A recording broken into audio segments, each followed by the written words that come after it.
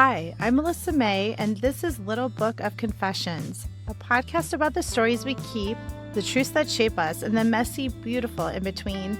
What started as my journal turned into a space for raw conversations, anonymous confessions, and unfiltered reflections on life, work, identity, and everything we're not saying out loud. If you're figuring it out as you go, you're not alone. Let's confess, because some secrets deserve to be told.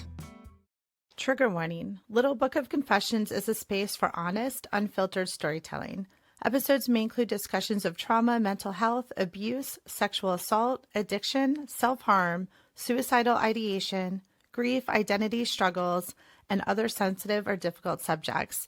Please take care while listening. Pause or skip episodes if you need to. Your well-being comes first. Today, I am going to break out one of my little books and choose a passage or an excerpt or a quote, whatever you want to call it, that someone wrote in the book. So I talked about this in the first episode, but I went through a period of time where I just decided to start bringing out, well, I already kept these little journals, and I would always have one with me because I like to write down my thoughts as they happen and write down funny things my friends say or did. And I'll share some of those later too. They're pretty funny. I might need to get permission for some of them to recall the stories. But I would take these to bars. I'd give it to one person, have them pass it around, and tell them to leave it with the bartender by the end of the night. So there was one in here, and I don't have these dated. I wish I would have dated these, but I think it was when Lord of the Rings was coming out. I think it was on a lot of people's minds, but this quote, it's something I think about a lot. I love this quote. There is some good things in this world and it's worth fighting for. J.R.R. Tolkien. And I have to admit, when I was a kid, I read a lot of books because we moved a lot and books were my best friend. And my mom had bookshelves filled with all types of books, very adult style. So I think by the time I was 9 or 10, I was reading these books. I was reading Stephen King,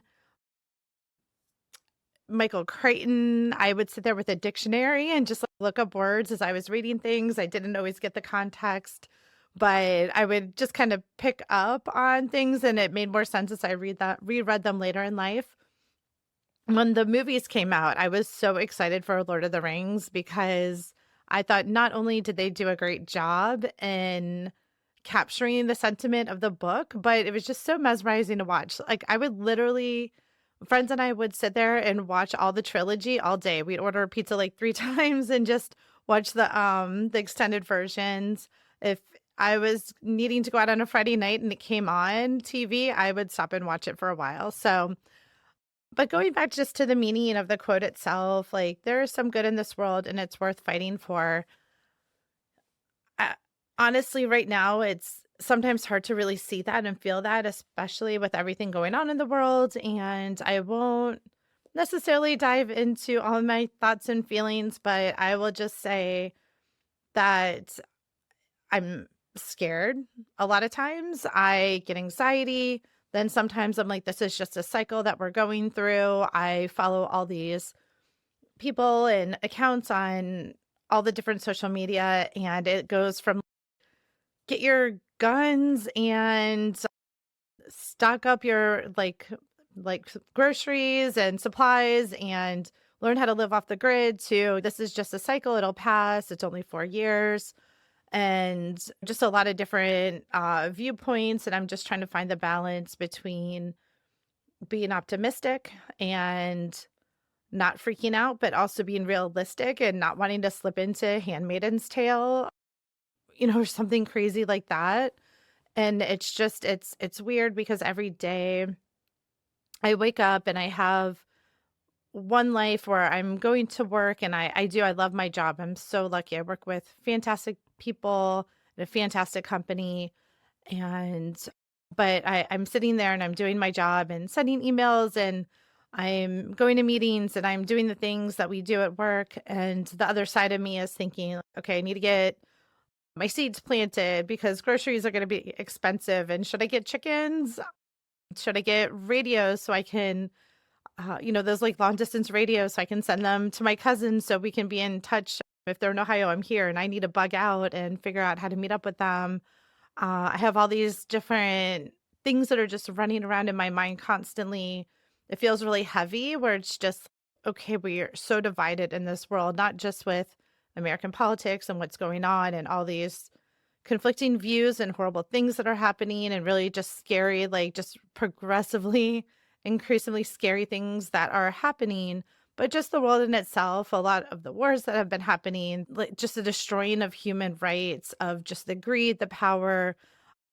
I'm not an expert in any of these things. I have my strong viewpoints, so I won't dive really deep into these topics right now. But I generally hopefully do believe that there are good things and good people. There's things worth fighting for in this world. And when I think about this quote, there is some good. And when I start to feel like there's just a lot of darkness around and that it feels really hopeless, I just keep reminding myself that there are good people, there are good things, there's beautiful things in this world. We've seen these type of cycles happen before, and also being I tell my people, my community this, also being one, a woman, two, part Asian, three, I'm LGBTQ plus, four, I have disability where I have ADHD, I have panic disorder, I have a lot of different things. I have a lot of letters. I've talked about that some, but we're used to moving through the world, facing a lot of adversity, really hard times, a lot of discrimination, a lot of fear. But I have found community over the past decades where our community is so strong and we don't let each other down. And we've gone through much, much worse than this. And we have to remember the strength that we have in numbers and what we do for each other and how we support each other, and the hate that we're seeing and the destruction and just like the negative things that are happening.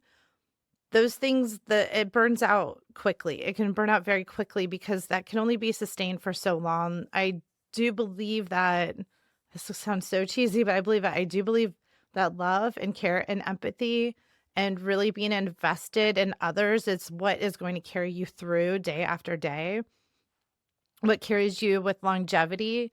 And that we're already seeing a lot of trends where people are coming together and protesting, whether it's in the streets or with your dollars, whatever it may be. If it's just, I'm going to donate and support this cause, I'm going to look out for those in a position less fortunate than me or more challenging or more horrific than what I'm facing. I think that just shows that we do have hope in our society and we have loud voices, and this can only sustain for so long. So, okay, talked a lot about that.